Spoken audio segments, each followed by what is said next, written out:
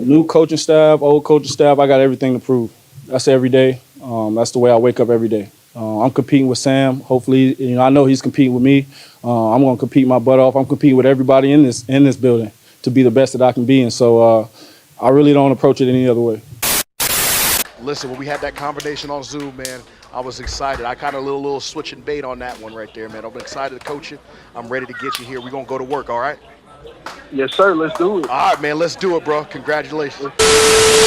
Welcome on in, Seattle Seahawks faithful, the 12th man. I have to start this video out apologizing. Guys, there are so many head coaches, so many teams, so many player personnel, so many things that I need to contort into my brain so I can give you the best possible video. Yes, Mike McDonald is the name, and I had a true issue with my last video saying Mike McDaniel. I'm just happy that all of you understood who I was talking about and what I meant when I said Mike Daniel.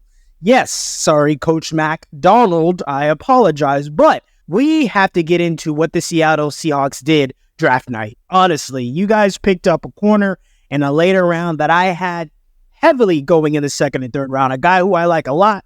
He's tall, he's rangy, he has some athletic gifts. You got a guard who I think I would have loved in Cincinnati. Athletic, strong, very proportionate body size, thick lower body. I want to get into him a little bit more, but then my favorite player, the player that was getting mocked, I'm a Bengals fan, the player that was getting mocked to the Cincinnati Bengals more than any other player was a player that you guys were able to snag up, grab up, and add to the 12th man defense, and that is no one other than the nasty, ferocious, scary defensive tackle out of Texas, Byron Murphy. And the reason why I feel so happy to kind of go through this is because every single year, whether it be the Daniel Jeremiahs, the Dane Bruglers, all of these big-time analysts, I'm not really a Mel Kiper dude, honestly. Mike Renner is another guy that I really like a lot when it comes to these, draft prospects.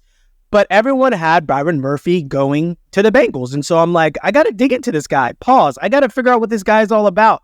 And so when you look on the film, it jumps off almost immediately. Him being 6'1", which is kind of one of his knocks. I mean, he doesn't have very long arms, but the beauty in which you are able to see this man adapt his pass rush, his lower center of gravity, his ability to not, this is not figuratively, right? This is not a joke. He can throw 300-pound grown men with one arm and run straight at the quarterback, guys. This is a dude with all of his interviews. I even liked him even more because he just seems like a hardworking guy. He definitely seems like a guy that has all of his ducks in a row. All of his priorities are set. It seems as if, and I guess this is the motto to Texas, they get you ready for the business stage very early. This is a kid in Byron Murphy who's already made a lot of money attending the University of Texas, to where he's said, his family's good.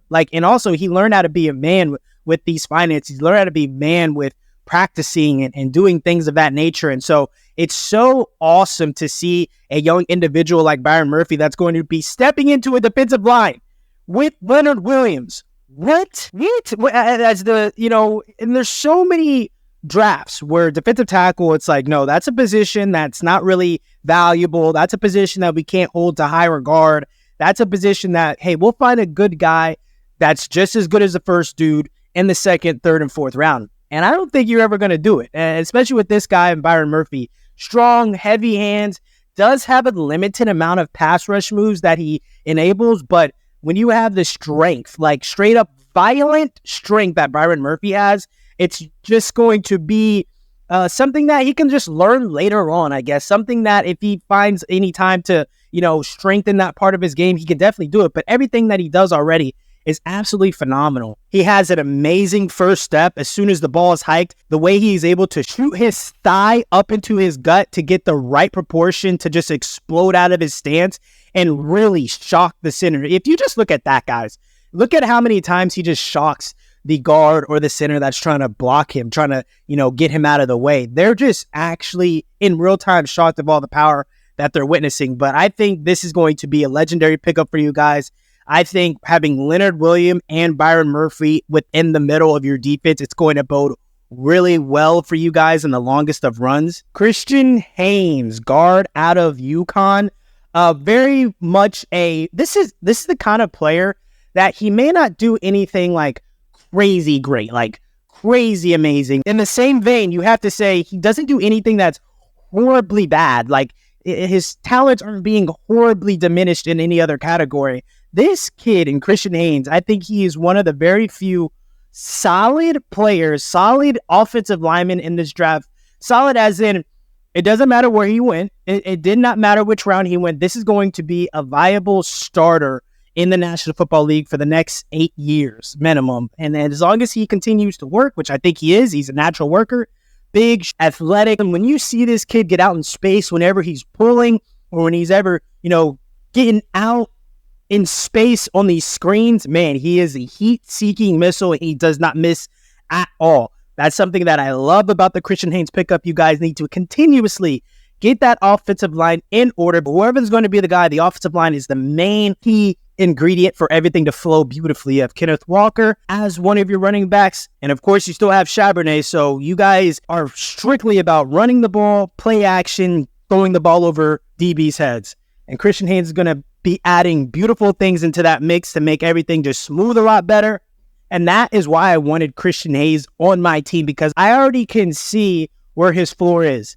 And it's in a really good position that all he has to do is show up for work every day, continue to do what got him here, and you guys have a legitimate guard for your future. And so Christian Haynes is awesome. And I know that I only said that I liked one corner, but I liked multiple corners. And the whole Tariq Woolen thing, guys, I need to know in the comment section, what's happening? What is happening with Tariq Woolen? This kid's rookie season, it was being shown and displayed that, hey, this is the prototype, the 6'4" athletic freak cornerbacks, but it seems as if in his second year, he got figured out. In his first year, he showed a lot on tape that was exposed in year 2. I just want to know if you guys feel a certain way about Tariq Woolen, because you guys got a litany of cornerbacks in this draft. Nehemiah Pritchett and DJ James are legitimate dogs, man. I can't believe that you guys got both of them. And this is what the Seahawks got to do. You guys usually take these flyers on these quarterbacks with great traits, great abilities, great body size, and you take them in the later rounds. That's what happened with Richard Sherman. I think he was like a 5th rounder out of Stanford. And so this is something that you guys do. You're really good at hitting high on these cornerbacks in the later rounds. And so Nehemiah Pritchett, when I was doing all my mock drafts, I had him in the 3rd round, bare minimum in the 3rd round. DJ James, I was putting him in the 2nd round in a lot of these mock drafts, and I think you guys got legitimate value with these two corners. I think also a thing that needs to be understood is Byron Murphy helps out the secondary immensely. Byron Murphy might save Tariq Woolen's career in the grand scheme of things. If this guy had an incredible rookie defensive season that Tariq Woolen did, maybe the pass rush wasn't as beautiful in year 2, to where Byron Murphy is going to be able to beautifully get a lot of pressure on the quarterback, get balls tipped, pause on that one, and then be able to have these cornerbacks,